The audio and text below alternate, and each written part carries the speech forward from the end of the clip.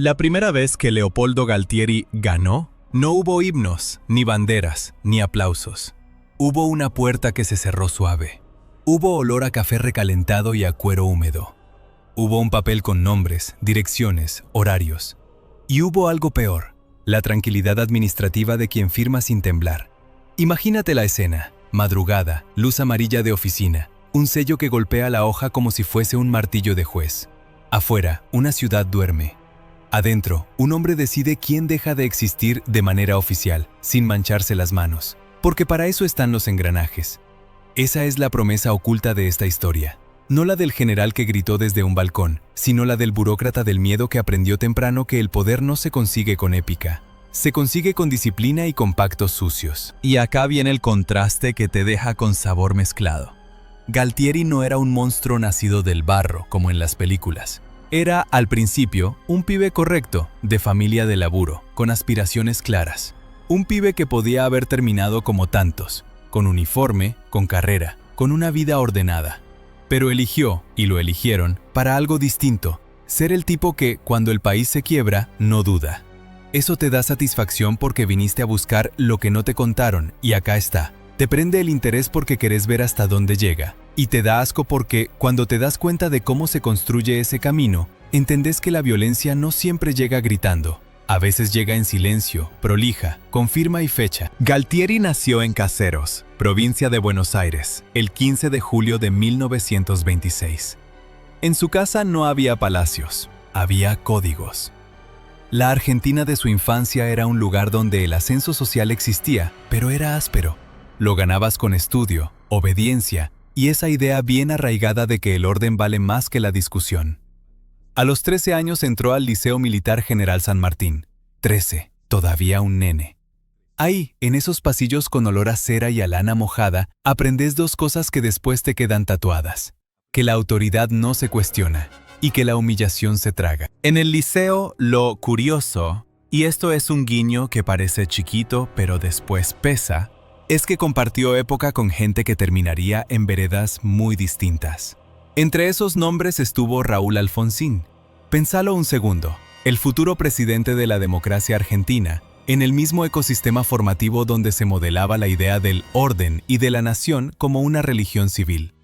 No significa que fueran amigos, ni que compartieran sueños. Significa algo más inquietante, que la historia, a veces, fabrica antagonistas en el mismo molde. La misma patria, dos destinos opuestos. A los 17 años, Galtieri entra al Colegio Militar de la Nación y egresa como subteniente de ingenieros. El arma de ingenieros te entrena para construir, para organizar, para planificar. Y en su versión oscura, también te entrena para que el mundo sea una obra. Se traza, se calcula, se demuele si molesta. En 1949 se casa con Lucía Noemí Gentili y arma familia. 3 hijos, vida de cuartel, mudanzas, ascensos. En la superficie todo normal. En el fondo se va formando un tipo de ambición que no necesita discursos, necesita escalera.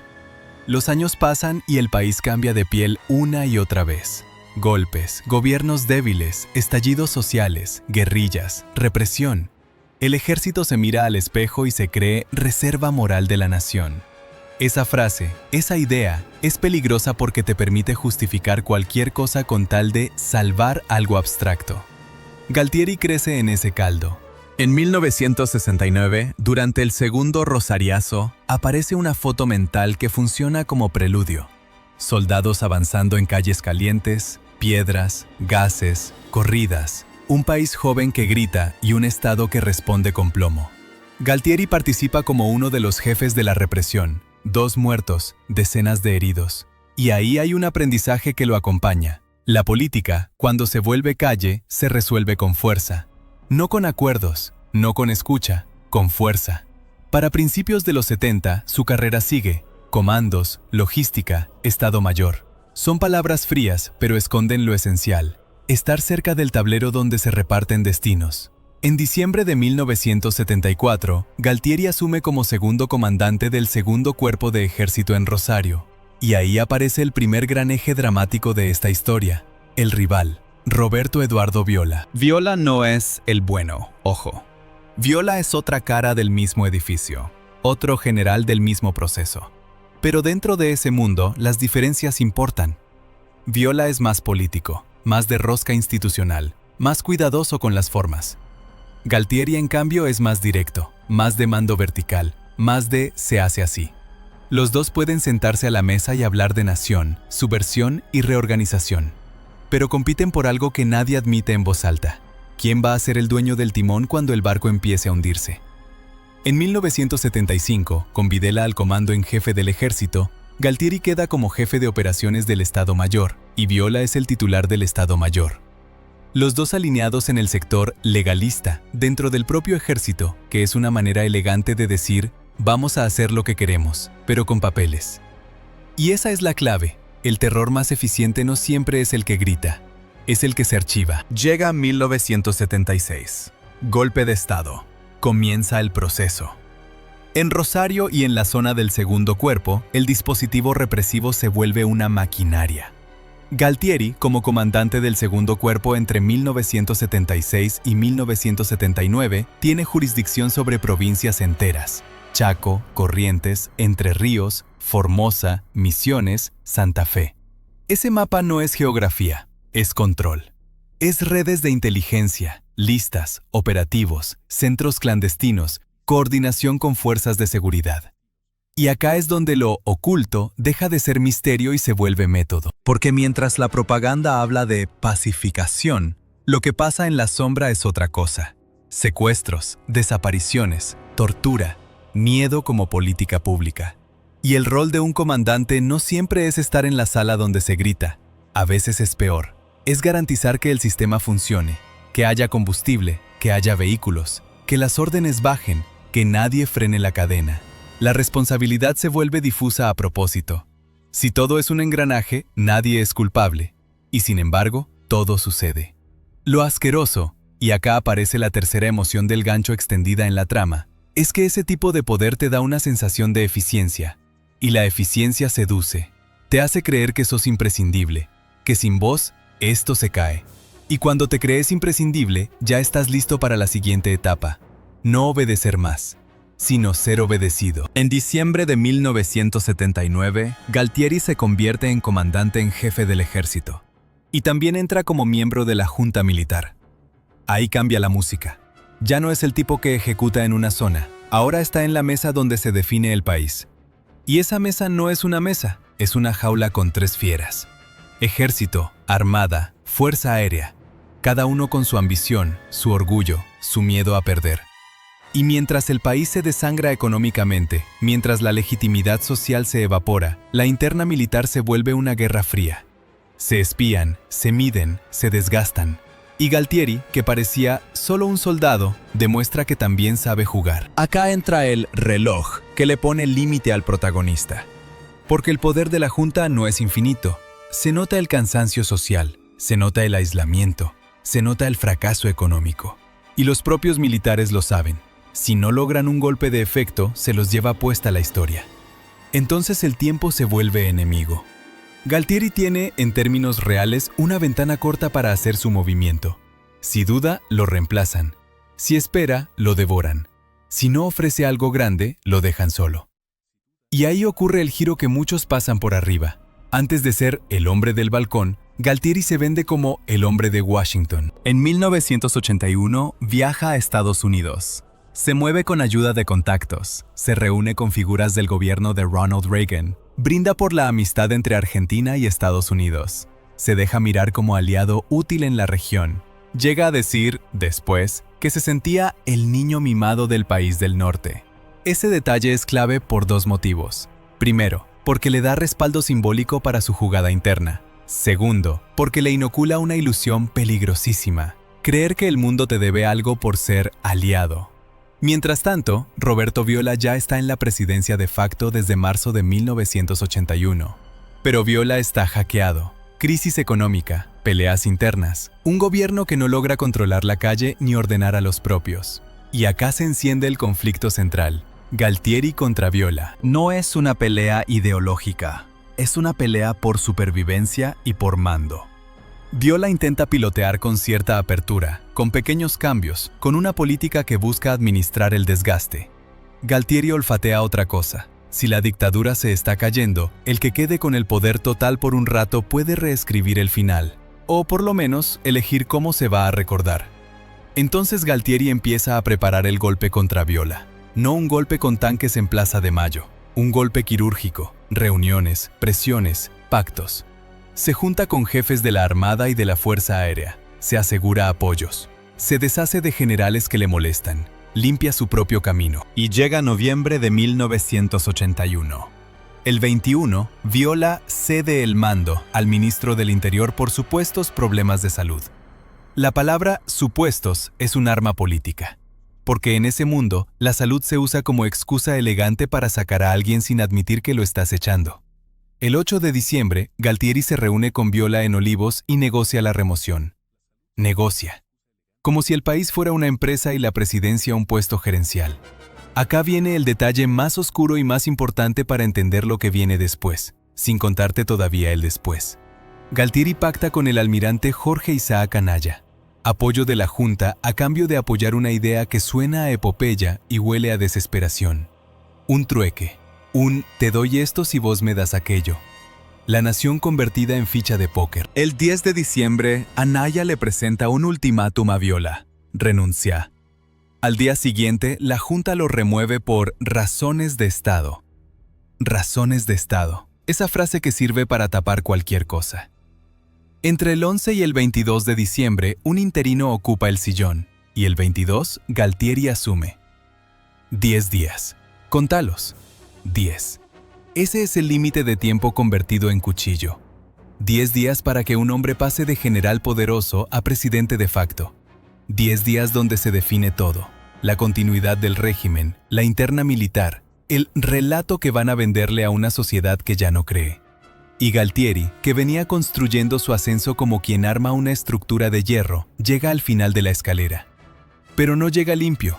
Nadie llega limpio a esa altura. Y acá te dejo una imagen final para que sientas el peso de lo que acaba de pasar. Un hombre jurando en la Casa Rosada con gesto duro, mientras detrás de él hay una dictadura que se cae a pedazos. Y sin embargo, él sonríe como si hubiera ganado una guerra. No entiende, o no quiere entender, que el reloj no se detuvo, que en realidad acaba de empezar una cuenta regresiva más brutal.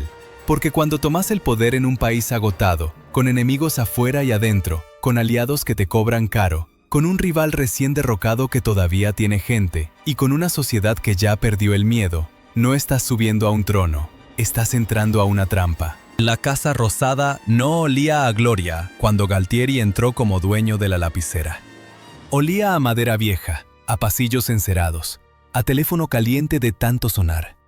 Y, sobre todo, olía a urgencia.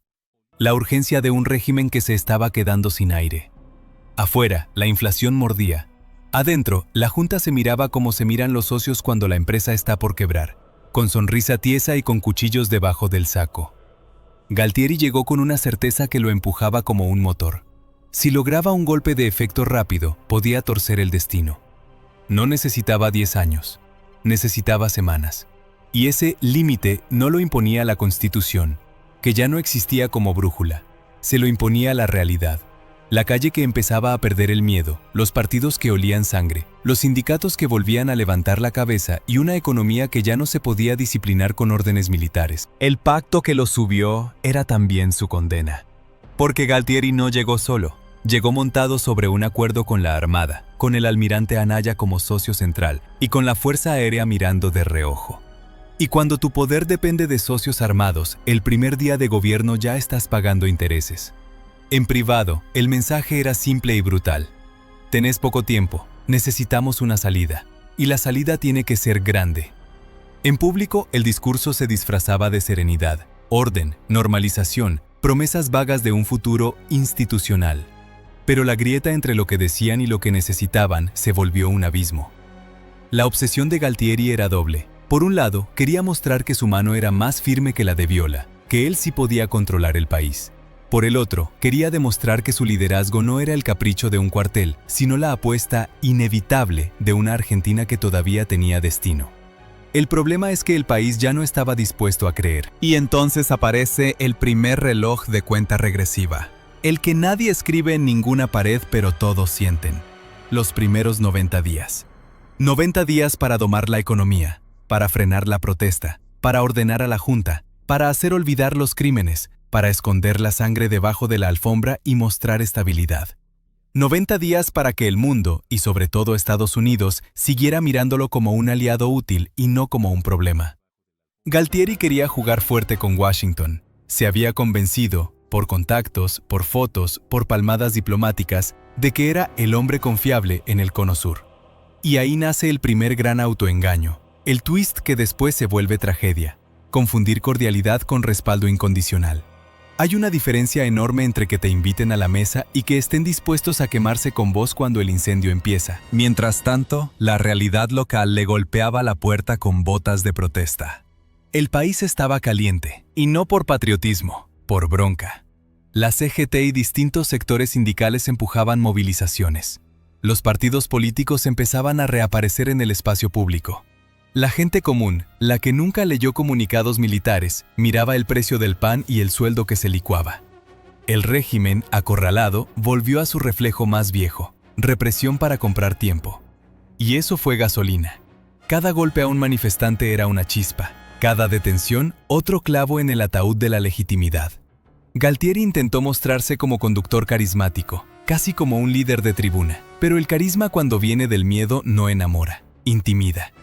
Y la intimidación funciona hasta que deja de funcionar. En esa tensión, Galtieri también tenía un enemigo interno que no se iba: la sombra de Viola. Porque Viola no murió políticamente cuando lo bajaron. Quedó su gente, quedaron oficiales que lo consideraban más razonable, quedaron los que pensaban que Galtieri era un salto al vacío. Y en el mundo militar, la palabra razonable puede significar útil para negociar, pero también débil. Y Galtieri no soportaba que lo vieran débil. Entonces, en los pasillos empezó la purga silenciosa: cambios de mandos, rotaciones, premios a leales, castigos a dudosos. No hacía falta un decreto público, bastaba un llamado, una orden, un destino remoto. El poder militar es así: no te mata siempre, a veces te borra. Pero lo más peligroso no venía de los viollistas, venía de sus propios socios. Anaya no lo había puesto para que administre la caída. Lo había empujado hacia un proyecto concreto, una jugada que venía madurando en conversaciones de uniforme y humo: Malvinas. Y acá, la historia se retuerce de una manera incómoda. Porque Malvinas no era solo una causa nacional, era también una herramienta. Para muchos argentinos, la palabra Malvinas es herida real, identidad, deuda histórica. Para la Junta en ese momento era además una salida política, una bandera que podía tapar la crisis, un gesto que podía unir por arriba del hambre, un shock emocional que podía resetear el tablero. La idea no nació de un día para el otro, pero con Galtieri en la presidencia, con la economía en terapia intensiva y con la calle en ebullición, la tentación de la épica se volvió adictiva. Porque cuando la gente está a punto de romperte el régimen, la patria puede convertirse en anestesia. El segundo reloj entonces empezó a correr. La ventana de oportunidad. No había años para decidir, había semanas. Si se iban a mover por Malvinas, tenía que ser antes de que el desgaste interno hiciera imposible cualquier operación. Y además, antes de que la diplomacia internacional cerrara filas en contra. Galtieri dudó lo suficiente como para que lo apuraran, y se convenció lo suficiente como para creer que controlaba el riesgo. En su cabeza, y esto es el núcleo psicológico del personaje, la historia funcionaba como una obra de ingeniería. Calculás fuerzas, medís resistencias, ejecutás. Pero el mundo no es un puente. El mundo es un organismo lleno de variables invisibles. El plan, tal como se cocinaba, tenía una premisa peligrosa: que el Reino Unido no iba a reaccionar con toda su fuerza, o que, si reaccionaba, habría margen para negociar rápido, con mediación internacional. La Junta se imaginaba un golpe relámpago: ocupar, instalarse, sentarse a hablar. Una victoria corta, limpia, simbólica. Un triunfo de calendario. Ese fue el tercer reloj. Un triunfo en pocos días, casi como una condición de supervivencia. Porque si la acción se alargaba, si se convertía en guerra, la Junta se exponía a su punto más débil: la incompetencia estratégica y la falta de legitimidad moral. Una guerra larga no se sostiene solo con comunicados, se sostiene con confianza social. Y esa confianza, ellos ya la habían destruido. Mientras se aceleraba ese pensamiento, el país explotaba en las calles. La tensión llega a un pico a fines de marzo de 1982. movilizaciones masivas, represión, heridos, detenciones. Una foto mental que vale por 1000 discursos. Plaza de Mayo y alrededores con gases, corridas, palos, la policía avanzando, la gente gritando. El régimen intenta mostrar control, pero en realidad muestra miedo. Miedo a la multitud, miedo a la historia. Y ahí aparece un giro oscuro. La represión que pretendía disciplinar terminó funcionando como empujón hacia la apuesta más grande. Porque cuando el régimen reprime y ve que igual no alcanza, se convence de que necesita una hazaña. En las reuniones internas, el lenguaje se volvía cada vez más frío, más técnico, como si fueran a mover fichas en un tablero sin sangre. Operación, recuperación, objetivo. Pero detrás de esas palabras había otra cosa, una necesidad desesperada de legitimarse sin pedir perdón, de recuperar el control sin reconocer el crimen. Era la lógica del jugador que ya perdió demasiado y decide ir all in. Galtieri, además, empezó a interpretar las señales internacionales como si fueran guiños. Y ahí está el twist más cruel. Lo que él tomó como complicidad era, para otros, simple conveniencia momentánea. En la política global, la amistad tiene fecha de vencimiento. Y cuando te crees imprescindible, te volves ingenuo. En esa mezcla, también jugaba el ego. Porque Galtieri no quería ser recordado como un presidente de tránsito. No quería ser el general que duró poco. Quería una marca. Quería un gesto que lo pusiera en los manuales, aunque fuera como villano, pero no como nota al pie. Y esa ambición, en un contexto militar, se alimenta de símbolos patrióticos como si fueran combustible. Se acercaba abril y la maquinaria ya estaba en marcha. Y aunque todavía no te cuente el estallido completo, eso viene después, hay algo que tenés que sentir ahora, la sensación de inevitabilidad. Como cuando ves a alguien caminar hacia una cornisa convencido de que hay suelo firme más allá. Porque dentro del gobierno, el conflicto con el competidor no se apagaba. Galtieri necesitaba demostrarle a todos, a los suyos, a la Junta, a los restos de Viola, que él era el que se animaba. Que su mando no era un accidente, sino una apuesta. Y en esa necesidad, se empujó a sí mismo a un lugar donde ya no podía retroceder sin quedar como débil. Afuera, la gente estaba cansada. Adentro, los uniformes estaban desesperados. Y entre ambos mundos, Galtieri levantaba la vista buscando una salida que no fuera rendición. El problema es que, cuando tu salida es un salto, el viento no siempre sopla a favor. Y entonces, en los últimos días previos a la jugada, el clima en la cúpula era casi cinematográfico. Reuniones cortas, caras tensas, llamadas cifradas, mapas sobre mesas, decisiones tomadas con la rapidez de quien no quiere pensar demasiado. Porque pensar demasiado implica admitir el horror de lo que estás por provocar. Ahí, en ese punto exacto, Galtieri se convirtió en rehén de su propio personaje. El hombre de mano dura, el hombre que no duda, el hombre que vino a salvar lo que otros debilitaron. Y cuando un líder queda atrapado en su máscara, ya no decide por el país, decide por su imagen. La cuenta regresiva estaba en cero, aunque nadie la nombrara. El régimen necesitaba un milagro, y Galtieri estaba a punto de ofrecerlo, o de fabricar una catástrofe con forma de bandera. El 2 de abril de 1982 no empezó con una batalla heroica.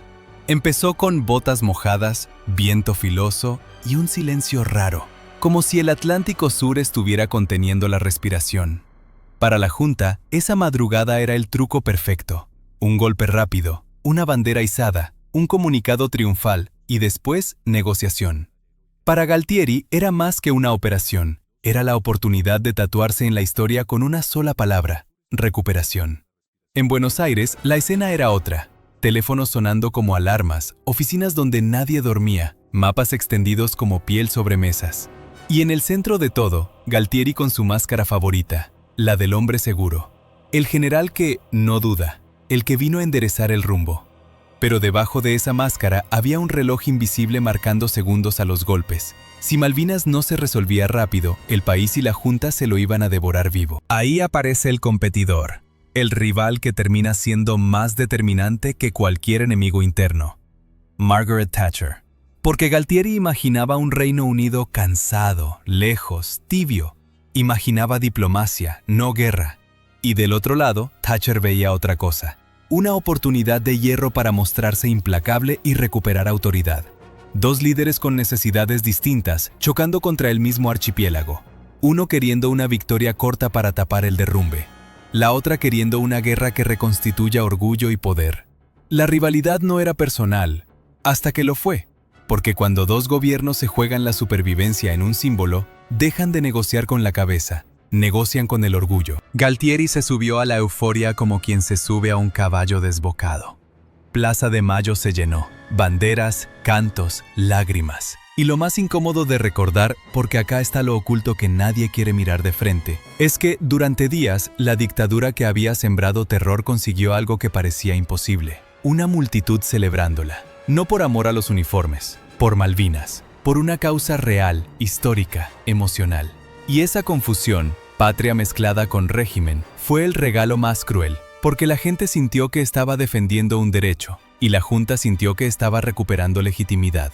Galtieri, desde el balcón, buscó encender la chispa definitiva. Su voz se volvió más de tribuna que de gobierno. Prometió firmeza, prometió destino. Y en esa promesa metió a todo el país en una apuesta que él creía que podía controlar. Pero el océano no negocia, y el Reino Unido tampoco. La flota británica empezó a moverse con una velocidad que, en Buenos Aires, muchos no quisieron creer.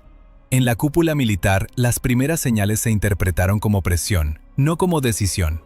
Se repetían frases para tranquilizarse. No van a venir, no se van a jugar a una guerra, habrá mediación. Cada frase era una venda. Y mientras ellos se vendaban, el mundo real avanzaba. Ahí cae el primer twist brutal. La guerra no se volvió inevitable cuando los británicos salieron, sino cuando la Junta se convenció de que igual podía ganar. Porque en vez de prepararse para lo peor, se prepararon para el relato. Comunicados optimistas, triunfalismo, imágenes de soldados sonriendo. Como si una sonrisa pudiera tapar el frío, la falta de equipamiento, el aislamiento, el miedo. Y si querés una imagen concreta que pincha el globo, pibes de 18 o 19 años, temblando dentro de pozos de zorro, con viento que corta la piel, comiendo mal, mojados, escribiendo cartas que no sabían si iban a salir de la isla. Mientras en Buenos Aires se discutía geopolítica como si fuera un partido de fútbol. El reloj del triunfo rápido se rompió en pedazos cuando, a principios de mayo, la guerra se puso seria de verdad. Y ahí el país empezó a pagar el precio del autoengaño. El 2 de mayo, el hundimiento del crucero Ara General Belgrano cambió el clima de manera irreversible. De golpe, la palabra Malvinas dejó de ser únicamente épica y se volvió luto. Y al día siguiente, el hundimiento del HMS Sheffield mostró que tampoco era una guerra de un solo lado. Era una guerra real, muerte real, acero real, agua helada tragándose cuerpos. Galtieri quedó atrapado entre dos mundos. En público necesitaba seguir actuando como el conductor invencible. En privado empezaba a sentir que el tablero se le incendiaba. Porque una cosa es ocupar un territorio, otra sostenerlo contra una potencia con superioridad naval y logística, y una tercera, hacerlo mientras tu país se cae por dentro. Acá aparece el segundo competidor interno disfrazado de aliado, Anaya, el socio que empujó a la aventura. Porque cuando el costo empezó a subir, la Junta dejó de ser equipo y volvió a ser jaula. Cada arma empezó a cuidar su imagen, cada jefe empezó a pensar en su salida. Y Galtieri, como presidente y como cara visible, era el que quedaba expuesto. En las reuniones el tono cambió, menos euforia, más reproches, más silencios largos, más miradas esquivas. Porque el poder militar tiene una regla no escrita. Mientras ganás, sos brillante. Cuando perdés, siempre fuiste un peligro. Y ahí, en medio del derrumbe, Galtieri cometió su error más humano y más letal. Confundió el fervor momentáneo con respaldo eterno. Se creyó indispensable, se creyó querido, se creyó el líder de una nación movilizada. Pero la movilización, cuando choca con la muerte, se transforma en otra cosa, en preguntas. Y las preguntas son dinamita para una dictadura. La guerra siguió escalando. San Carlos, Goose Green, ataques aéreos argentinos que, aún con valentía y riesgo extremo, chocaban contra limitaciones materiales y estratégicas. Y mientras los pilotos volaban al límite, en las islas los soldados soportaban frío, hambre, desgaste y a veces, y esto duele decirlo, también maltrato de sus propios superiores. El mito de la unidad perfecta se agrietaba. A Galtieri le quedaba una sola herramienta, el discurso. Y cuanto más se le escurría la realidad, más necesitaba el discurso. Pero la palabra, sin resultados, se vuelve un eco. En Buenos Aires, la maquinaria de propaganda intentó sostener la ilusión. Partes favorables, lenguaje ambiguo, triunfos inflados. El país se volvió adicto a la radio, a la tele, al rumor. Familias enteras pegadas a un aparato esperando saber si su hijo estaba vivo. Y en esa espera, el régimen mostraba lo peor de sí mismo. La frialdad para administrar la información como si fuera munición política. El twist más oscuro de esta etapa es que Malvinas, que pretendía ser el salvavidas, empezó a convertirse en ancla. Y con cada día, el reloj se volvía más sangriento. Ya no era ganar rápido, era evitar una humillación total. Junio llegó como llega una tormenta que se ve venir, pero igual te deja sin aire. Los británicos avanzaban, la resistencia se desgastaba, los recursos se agotaban, y la diplomacia ya no ofrecía una salida milagrosa. El final empezó a olerse antes de pronunciarse. Y cuando el final finalmente cayó, la rendición del 14 de junio, no cayó solo sobre las islas, cayó sobre la Casa Rosada como un meteorito. Porque en ese instante, la dictadura perdió lo único que le quedaba para sostenerse, la ficción de que podía salvar a la nación. Esa noche, Buenos Aires fue otra ciudad. Ya no era plaza de celebración, era plaza de furia. Gente insultando, piedras, corridas, represión. Y acá hay una imagen que define el cambio. Las mismas fuerzas que días antes habían visto una multitud cantar con banderas, ahora veían una multitud que venía a cobrar. La historia se dio vuelta como un guante. Galtieri intentó sostenerse. Lo intentó con orgullo, con enojo, con negación. Pero la Junta ya había decidido lo que hacen los poderosos cuando la cosa sale mal: encontrar un rostro para el fracaso. Y ese rostro era él. Su rivalidad con Viola, que parecía el conflicto central, se achicó frente al rival real que lo destruyó: la derrota. Porque la derrota desarma todas las roscas. La derrota vuelve inútiles los pactos. La derrota te deja solo. Adentro del régimen empezó el sálvese quien pueda. La Fuerza Aérea y la Armada también cargaban culpas, pero el presidente era el que ponía la cara. Y el ejército, que lo había sostenido, empezó a retirarle el suelo. Galtieri, el hombre de no dudar, empezó a verse dudar en público. Y esa es la muerte simbólica en el mundo militar, la duda visible. Sus apariciones se volvieron erráticas, su tono más crispado, sus ojos más cansados. Parecía un hombre que seguía gritando para no escuchar el sonido de la realidad rompiéndose. Y entonces llegó el desenlace inevitable. El 17 de junio de 1982, Galtieri renunció. La palabra renuncia suena ordenada, como un trámite, pero en ese contexto fue otra cosa. Fue expulsión con guantes. Fue la Junta sacándose un peso para sobrevivir unas semanas más. El logro que había buscado, una epopeya que lo inmortalizara, lo inmortalizó, sí, pero como advertencia.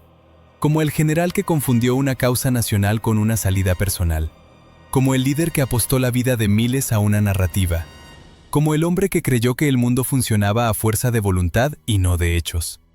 Y acá está el último golpe de esta parte, el que deja gusto amargo. Durante la guerra, Galtieri logró por un instante lo que ningún dictador sueña siquiera: que parte del país lo mirara sin odio. Lo logró porque se colgó de una herida nacional. Pero cuando la herida sangró de verdad, quedó expuesto el truco. La patria no era un plan de gobierno. Era un disfraz. Se fue del poder con el ruido de las calles en la cabeza y con la certeza de que su reloj se había terminado. Y su competidor externo, Thatcher, salió fortalecida. La rivalidad se resolvió con un contraste despiadado. A ella la guerra la consolidó, a él lo pulverizó. Dos líderes apostaron en el mismo tablero. Uno volvió con capital político, el otro quedó convertido en ruina. La cuenta regresiva que empezó el 22 de diciembre de 1981 había llegado a cero. Y el hombre que quiso ser el dueño del final terminó siendo el detonante del principio de algo que ya no podría controlar: el derrumbe definitivo del régimen. No hay nada más cruel para un hombre que se creyó invencible que el silencio después del grito. Para Galtieri, ese silencio empezó el mismo día que dejó el poder. Ya no había balcón, no había plaza que coreara, no había uniforme que alcanzara para tapar la derrota. Quedó el sonido seco de las puertas que se cierran cuando el sistema que te subió empieza a fingir que nunca te conoció. Primero fue el repliegue, el retiro sin épica. Un expresidente de facto convertido en problema administrativo. ¿Dónde ubicarlo? ¿Cómo contenerlo? ¿Cómo evitar que hable de más? ¿Cómo impedir que su caída arrastre a otros? Porque si algo detesta una cúpula militar es un caído con lengua. Y Galtieri sabía demasiado. Sabía de pactos, de reuniones, de quién empujó qué, de quién prometió apoyo y quién se borró cuando la guerra se volvió lodo. Afuera, el país cambiaba de temperatura. El miedo empezaba a correrse. No desaparecía, pero ya no gobernaba. La derrota en Malvinas había roto un hechizo. Mostró que la Junta no era omnipotente. Y cuando la gente ve que el monstruo sangra, se anima a mirarlo de frente. Ese fue el verdadero legado inmediato de Galtieri, aunque suene ácido. Su fracaso aceleró el derrumbe del régimen. El reloj que lo había empujado a la aventura, esa ventana corta, esa urgencia, no se detuvo cuando renunció. Simplemente cambió de dirección. Ahora corría en contra de él. Porque la democracia que se venía, y se venía de verdad, iba a necesitar algo más que elecciones. Iba a necesitar culpables, responsables, símbolos de un pasado que se prometía dejar atrás.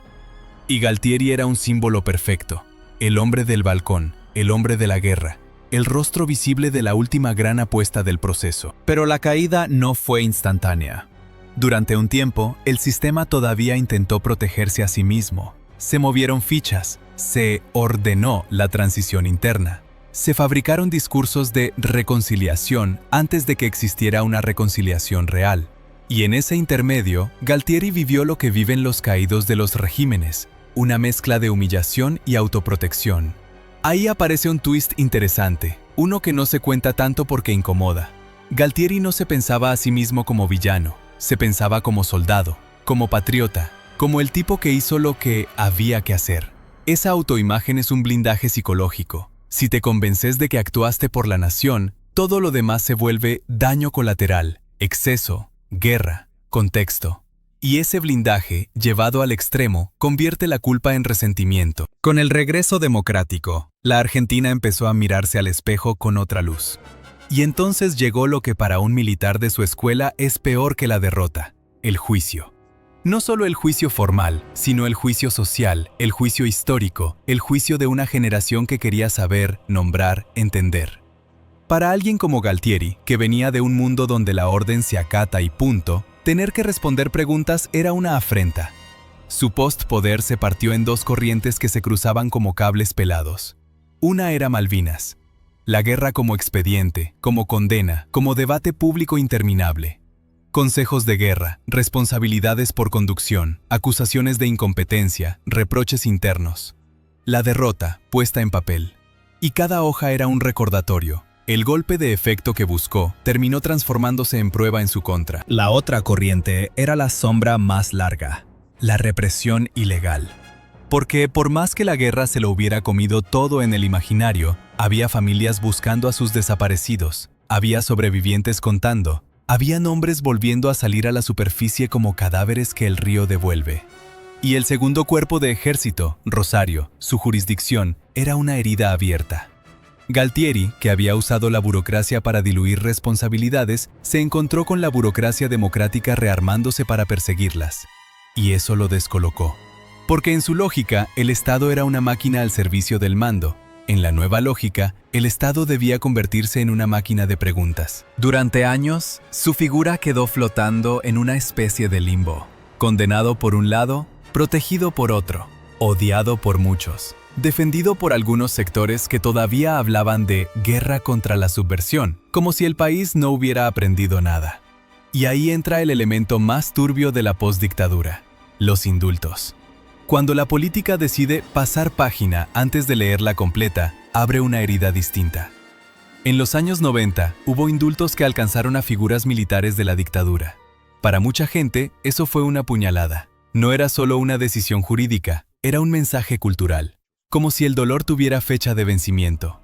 Para Galtieri, en cambio, fue una especie de respiro. El sistema democrático, que él había despreciado, le ofrecía una salida que el propio régimen militar ya no podía garantizarle. Pero ese respiro no fue paz. Fue una tregua incómoda. Porque un indulto no borra la memoria social, no borra el rostro, no borra el balcón, no borra las madres. no borra el frío de las islas ni el hambre de los conscriptos. Y Galtieri empezó a vivir una condena más silenciosa, la del rechazo público. No hacía falta meterlo preso para que la Argentina lo encerrara en un lugar simbólico del que no podía salir. Y acá aparece el cierre de su rivalidad más grande, esa que lo acompañó como sombra desde 1982. Thatcher. Mientras ella, tras la guerra, consolidaba poder y construía un relato de firmeza nacional, él se iba desarmando. Es un contraste brutal, casi cruel en términos narrativos. Dos líderes apostaron en el mismo tablero. Uno capitalizó la victoria y se convirtió en figura fuerte de su país. El otro cargó con la derrota como una maldición que lo achicó con el tiempo. La rivalidad terminó siendo el espejo de dos destinos opuestos. Pero todavía le quedaba otra rivalidad, más íntima, más doméstica. La de Viola y el ¿qué hubiera pasado si? Porque incluso en la caída, dentro de ciertos círculos militares se murmuraba: con Viola no nos pasaba esto, con otro se negociaba. Con Galtieri nos tiramos al abismo. Esos murmullos son veneno para un hombre orgulloso. Porque no solo lo culpan, lo degradan. Lo reducen a error. Galtieri, fiel a su estilo, no se dejó ver arrepentido en público. Se mantuvo duro, a veces altivo, a veces irritable. Y eso fue otro twist. Cuanto más se endurecía, más se aislaba. El país ya no estaba dispuesto a escuchar la voz de un general como voz de autoridad. En democracia, el uniforme dejó de ser argumento, se convirtió en evidencia. Con el tiempo, cuando los procesos por crímenes de lesa humanidad volvieron a cobrar fuerza y el pacto de silencio empezó a resquebrajarse, la sombra del segundo cuerpo regresó con más peso. Y el pasado volvió a tocarle la puerta, no como fantasma, sino como citación. Ya no era historia, era presente. En 2002, cuando la Argentina estaba sacudida por otra crisis enorme, distinta pero igualmente feroz, el nombre de Galtieri volvió a aparecer ligado a causas por secuestros y desapariciones ocurridos durante la dictadura. Y esa coincidencia temporal tiene algo simbólico. El país estallaba por la ruina económica y moral, y en ese mismo clima retornaban los expedientes del terror estatal. Como si la Argentina, en medio del caos, se negara a olvidar. Galtieri, ya mayor, con la salud deteriorada, terminó bajo arresto domiciliario. Es una imagen que por sí sola cuenta un mundo. El hombre que ordenó desde estructuras gigantes, reducido a habitaciones, papeles, visitas controladas, médicos, silencio. No es justicia poética, es justicia áspera, tarde, incompleta para muchos, pero real en su mensaje. El poder no es eterno. Y entonces llega la escena final, la que casi nadie dramatiza porque no tiene épica. Un exdictador muriéndose como mueren casi todos, lejos del balcón, lejos de la plaza, lejos del rugido. Leopoldo Fortunato Galtieri murió el 12 de enero de 2003. La muerte no lo redimió, tampoco lo cerró del todo. Lo que cerró fue su cuerpo. Su figura quedó abierta como discusión, porque su legado es una cosa partida, como un vidrio roto. Por un lado, Malvinas, la herida nacional que sigue viva, el duelo por los caídos, el trauma de los excombatientes, la memoria de una guerra que mezcló valentía individual con conducción desastrosa. En ese capítulo, Galtieri aparece como el hombre que convirtió una causa histórica en maniobra de supervivencia política. Y esa mezcla contaminó todo. Durante un tiempo obligó al país a separar la causa de la junta con bisturí emocional. Por otro lado, la dictadura, el método, la represión, el terror administrado, la lógica del enemigo interno. En ese capítulo, Galtieri no es el único nombre, ni el más sofisticado, ni el más ideólogo. Pero sí fue un engranaje clave y luego el rostro final del régimen, el que terminó exhibiendo el fracaso en prime time. Y acá está el punto más incómodo, el que queda escondido porque nos obliga a mirarnos como sociedad. La dictadura cayó, sí, pero durante Malvinas logró capturar una emoción auténtica de la gente. Eso no la justifica, la desnuda. Muestra cómo un régimen puede usar símbolos nacionales para camuflarse. Muestra que el patriotismo, cuando se manipula, puede convertirse en anestesia. Y esa lección quedó marcada a fuego en la cultura política argentina. Si uno tuviera que describir a Galtieri sin excusas y sin caricaturas, sería así. Un hombre formado para obedecer y mandar, que confundió el mundo con un plano de ingeniería, que creyó que la voluntad reemplaza a la realidad, que apostó a la épica para tapar el derrumbe y terminó acelerándolo. Su mayor logro, si se puede usar esa palabra, fue provocar el golpe final que abrió el camino a la democracia.